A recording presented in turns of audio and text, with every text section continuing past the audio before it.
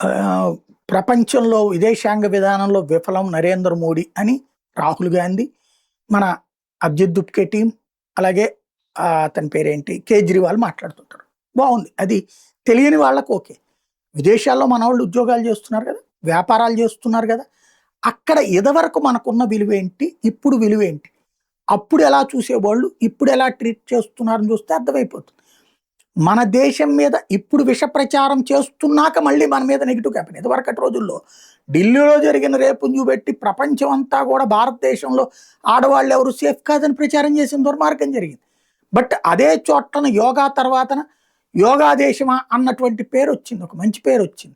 ఇదే విషయాన్ని మాజీ దౌత్యవేత్త దీపక్ వోహ్రా చెప్తున్నాడు. ఒకప్పుడు నేను విదేశాలకు వెళ్ళినప్పుడు విదేశీయులు నన్ను మూడో ప్రపంచ దేశం నుండి వచ్చిన వ్యక్తిగా చూసేవాళ్ళు.